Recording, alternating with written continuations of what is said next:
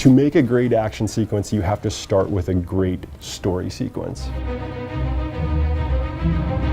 An action sequence can be fun to watch, but unless you're invested in this character and what they're trying to do, it doesn't mean much. One of the things I really like about Marvel Comics is when you look at a panel, the characters really pop. You can always see the characters, you know what they're doing. When we were building out the RAS sequence for our E3 demo, we actually went in and we talked with Insomniac a lot about how we could exactly position the villains so we would almost see like these images that flash panels from the comics themselves. We wanted to try and get that same angle and same framework into these scenes. We don't actually do storyboards. We actually do a 3D previs. I'm talking about pre-visualization in 3D. The entire file will actually look like what you see in the final product, but it's all grayscale, and then the animators just do temp animations to block out all the scenes, block out the cameras, and then set up the flow of the actual combat. And once we agree upon what we're going to do, we then go to the mocap stage and shoot it. To achieve both Spider-Man's motion and some of the other more stylized or superhero characters, we drew from everything possible. Right off the bat, we looked at parkour, we looked at gymnasts. We actually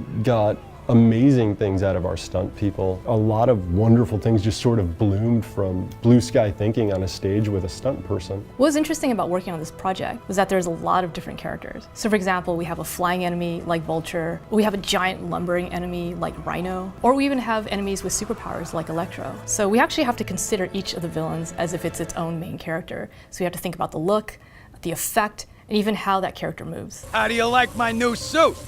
Dashing. Where'd you get it? It's an exclusive club. If it looks good when it's really rudimentary, once it all has the bells and whistles of like finished models and lighting and audio and effects, that's just icing the cake. We actually spent a lot of time making sure that all the surfaces look really wet. You can see at certain times when you look at the characters really closely that there's actually water dripping down their masks or their faces. And I felt that that was really important to really nail the emotion we're trying to get. There's a sort of gut feeling that hits your stomach when you have your hands on the sticks and you're playing and you're swinging around, and you almost get this moment where you're just in this state where you're just purely interacting with that world. We're like, all right, they made a great game. And that's sort of where I've been at, you know, since probably a couple months now, and I'm really, really excited to get this out into the world and see how people react. You are everything that's wrong with this city! The main reason we wanted to do a completely different story, a brand new story, was to give players and fans of Spider-Man something completely new. I mean, I'm tired of seeing the old stuff. I'm tired of seeing the origin story. And guess what? The great thing is, so is everybody else. We did all our research. People have played it, seen it, watched it. People want to be surprised. People want new stories. And they want to see their favorite characters in new positions, new challenges, higher stakes.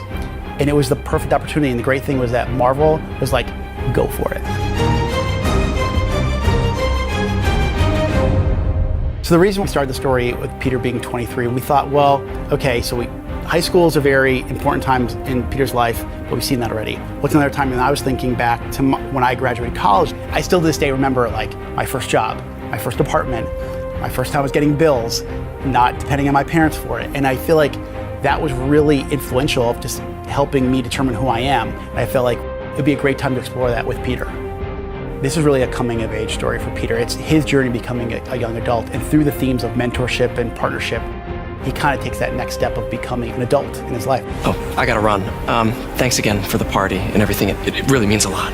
The biggest challenge facing Spider-Man is what it's always been. It's his two worlds. It's two worlds colliding. It's seeing Peter and Spider-Man's world colliding. It's, you know, go back to what Bill Roseman, the creative director at Marvel Games, always says, the best experiences are when Peter's world and Spider-Man's world collide. And that causes a lot of issues. So the Ultimate Spider-Man series was a huge influence in terms of not exactly the story they were telling, but the structure of the entire series. They towed the line between the familiar and fresh, like, you know, the symbiote was treated a little bit different. Gwen and MJ were treated a little bit different. Like, there's just enough surprises that when you got the new issue, you weren't really sure what was going to happen next. To me, it was a little bit of a relief that you can change certain things and people will actually love it if it's done the right way. And so early on, we talked a lot about creating our own universe, the familiar at fresh, and we thought one of the ways we would do that is to include Miles. And he doesn't come into this world through some, you know, alternate reality or some other way. He's just living in the city, just like Pete. And the way we have Miles is he's a big Spider-Man fan. He loves Spider-Man. And just like anything in a great Spider-Man story, Pete's world and Miles' world collide at a certain point. The events of the story bring them together. And we also thought, what would it be like to be a young person in this world and looking up to someone like Spider-Man? I'm not going to say a lot about the character, but we're really excited to see how he fits into our world and his relationship with Pete and the future. All right, well, call the play, coach. When it came to MJ, the way we looked at her was, how does she fit best in the world that we're creating? Well, MJ would be a great person to help sell the theme of partnership. And we thought, okay, well, great, how do we get that across? Well, she's been known as an actress or a club owner, and you know, most of the time that's what people think of her as. And like, that's hard to show partnership. But what if she was more on the front lines? What would be a role that could fit into a superhero world? Well, what if she was a journalist? What if she was going for the big story? And it just fit, like, it fit on a high level with the worlds colliding, as well as that theme of partnership with Pete. The closer I get, the better chance we have to stop them. So the reason we chose Mr. Negative, again, starts with the worlds colliding element. When you have a supervillain who your aunt works for, in a way, you automatically have that collision. And I think also it was a way to help us say, this is a new Spider-Man experience. This is a relative newcomer to the Rogues Gallery. You haven't seen him really before in a Spider-Man game, or Spider-Man movie, or etc. Let's put him in the spotlight. Also, the way you'll learn in the game that his motivations are very personal. It's not just about replacing Fisk and becoming the big bad of the city. There's a very personal side to his motivation. And then third is there's a great gameplay element. You know, the inner demons with their negative abilities and their negatively charged weapons. From terms of a combat challenge, they're excellent to have in the game. Why are you doing this? Because no one else will! Ah! It was super risky to change the suit. I mean, it's such an iconic suit, the red, the blue, the spider, the lenses. And I think that we wanted something that was very familiar. So you look at that suit and you know that's Spider-Man. But we wanted something very identifiable. When people see it, they go, oh, that's Insomniac Spider-Man. And we thought that the White Spider would be one of those ways. So you see the very classic, iconic elements in the suit, but you also see something very different because, as we know, that big white spider is reserved for another suit. And to see that suit now on the cover of a Spider-Geddon comic is pretty crazy. How do you like my new suit? Dashing. Where'd you get it? The reason why we chose the Sinister Six was because, remember, Peter's been Spider-Man for 8 years. He's been fighting these guys, you know, usually one-on-one. You know, he's taking down the Vulture, he's taking down Rhino, he's taking down Electro, Scorpion, and you know, Mr. Negative and somebody else bring them all together. And you know, we want to show what is it like to be an experienced Spider-Man. How do we push an 8-year veteran harder than he's ever been pushed before? Let's give him his biggest challenge he's ever had, the Sinister Six. It was representation from our villains about he's more experienced, he's older now, and the challenge has never been bigger. And the Sinister Six represent that. Remember, he said not to kill him. Good idea. In fact, we don't have to do this at all if you don't want to. I think the part of the game that really resonates for me is all the different relationships that Peter has over the course of the game, whether it's with his mentor at work, or Aunt May, or MJ, Miles, even Martin Lee. To really show those relationships and see them evolve and change over the course of the game is, I'm a people person. I love working with people. The studio is like my second family. I love them all. And I think so much about, again, what makes such a great Spider-Man experience is the Peter side and seeing those relationships and seeing how those relationships bleed into both sides of his world.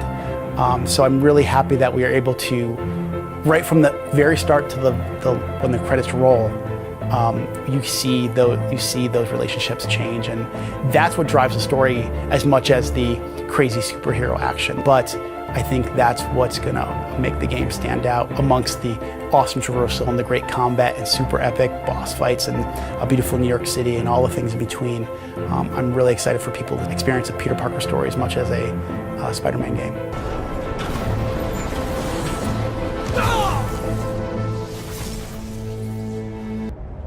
With Fisk behind bars, what's next? And the city's safer than ever. Maybe Peter Parker can have more of a life. Are you in trouble? Do you need money? No, I mean, I'm a little behind on my rent, but no, I'm fine. Take care of this place. It represents the best part of me. This is Miles. He's gonna be helping out around here. For acts of extraordinary bravery. I'm the one who kept order in this city! What is this? Devil's breath. What is happening to our city, Yuri? I don't know. Feels like the end of the world. Maybe it is. Peter Parker, how the hell are you? The city is in danger. It needs our help. All of our help. All right, well, call the play, coach. Gang of costume nutjobs is taking the city apart piece by piece. Time I return the favor. This is opportunity knocking. You know the closer you get to them, the more you become a target, right? The closer I get, the better chance we have to stop them. I've ordered Silver Sable and her team to shoot you on sight. This city's had enough of your vigilantism. You're officially an enemy of the people. Come on, Peter. Your city and everything you care about will be destroyed. The people will beg you for help, but you won't be able to save them.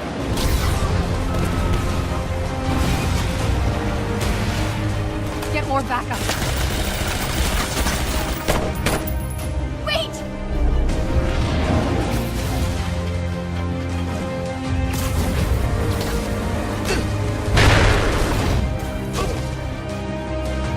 We've got to play this just right.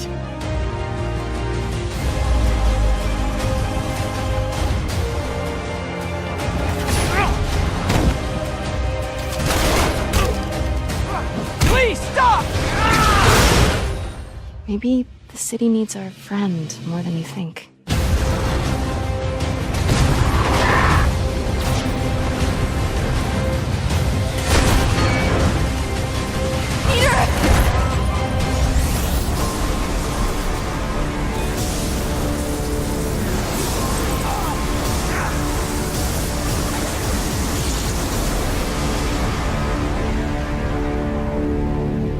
How do I call you?